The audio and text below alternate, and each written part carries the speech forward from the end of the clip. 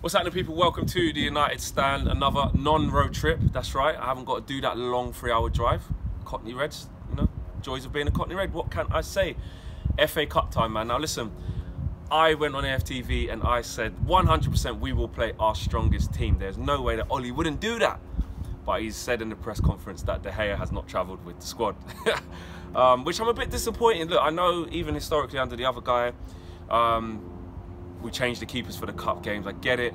But for me, man, I just think, because we've had such a bad season, and it's the second half, and you know, that's the best chance we've got of winning a trophy, let's face it, because the Champions League is a big arse. This is our best chance of you know, getting to a cup final this year. So I really thought he would have gone full strength, especially when Ollie himself said in the press conference that we've got, you know, 4 days to prepare for the Burnley game, which he kind of jokingly, sarcastically laughed and said that's plenty of time, because the reporter was sort of saying to him, are you going to make loads of changes? And he said 1 or 2. And I'm thinking, okay, I'll take a change of maybe Sanchez in for Lingard, give him some game time, and I'll definitely take a change of Bailly in for Lindelof, but I wouldn't necessarily have taken a change of Romero for De Gea. So I'm a little bit wary of that. Has it changed my prediction? Nah, I'm still going to go over 2-1 United win. But we all know what De Gea is like in the big games. We saw it against Tottenham and we saw it against Arsenal last year at the Emirates. Like, he was unbelievable. So we're definitely going to lose that edge in terms of unbelievable shots saved in goal today with Romero there. But, you know, I still think we've got enough to see through. Apart from that, I think the team picks itself. We've got to go strong. I don't want to see us making wholesale changes. I don't really want to see us concentrating on Burnley.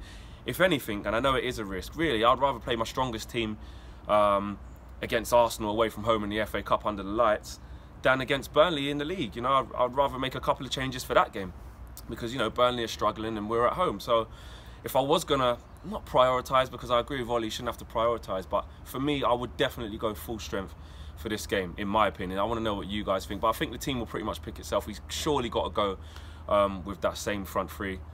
Sorry, the same midfield three that's been causing our teams a lot of trouble. Pogba has to start for me, Matic and Herrera. I don't know what you guys think, but the front three, look, I don't want to criticise Ollie for, you know, we're 7 out of 7, so every single decision he's made so far, I can't really have too much to say about it. Even the Jones thing, even though he makes me nervous and he's a calamity, at the moment he's getting it right. But if I see Lukaku start this game, my eyebrows will be seriously raised, because again, I just don't think in the recent weeks he's done enough to displace Rashford, unless Rashford's got a niggle or an injury, and even then I'll probably still rather see Alexis in the false 9 or Jesse in the false 9, and those two like for like on the wing.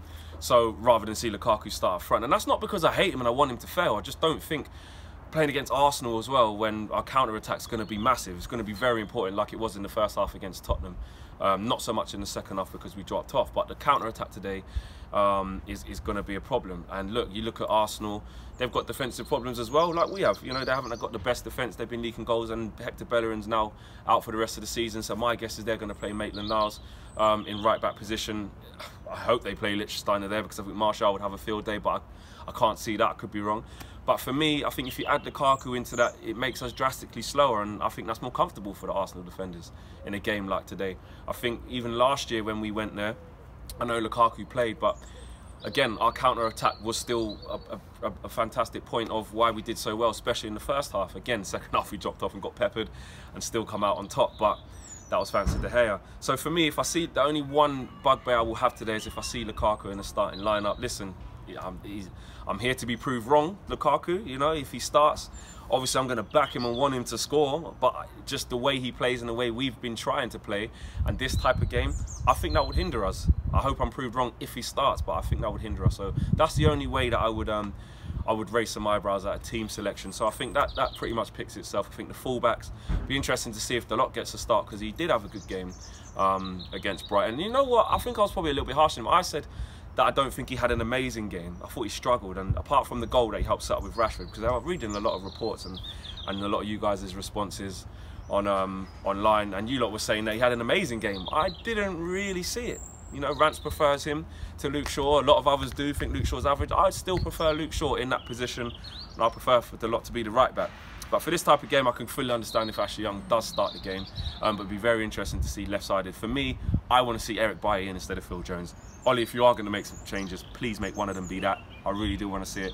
And we've just got to go for it, man. You know, I think Xhaka, you know, for a lot of stick that I give him in this Arsenal side, he's been, with Ozil missing, he's been probably one of their creative sparks in terms of keeping it simple, moving the ball for them and helping them to play. And obviously Lucas Torreira in there, for me, arguably buy of the season. Really, I don't think too many people can argue that he's been a great buy. So I think they'll probably go with those two in the midfield. And if they do, you know, we're going to need the likes of Herrera in there, just being a little terrier, just being a little scumbag, just, you know, just being around, being a little bastard. That's what he's good at. Giving Pogba the license to go forward and make things tick.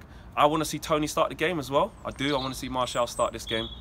I think even though he hasn't been up to his brilliant best in the last couple of games, I still think that he's a threat that we need. And like I said, Maitland-Niles or Liechtenstein or whoever's on their right-hand side, they won't want to play against him. They won't. Who does want to play against Martial? And Rashford, look, he's hot right now, man. He has to start this game. Unless he's fatigued or tired or feeling something tight and all he needs to pull him out for fitness purposes, for me, he has to start the game. The only question mark maybe should be Jesse for Alexis. That's all I would say on that. Listen, drop your views and your team selections in the boxes below. I want to know what you guys think. That's pretty much my starting team. I've pretty much gone through all of them. And like I said, man, I'm going to be speaking to the Arsenal guys afterwards as well. Win, lose or draw, might get a replay. But I'm going to go with a Manchester United 2-1 win. It does concern me with De Gea not playing, but I think we still got enough to get over the line. Thanks for watching.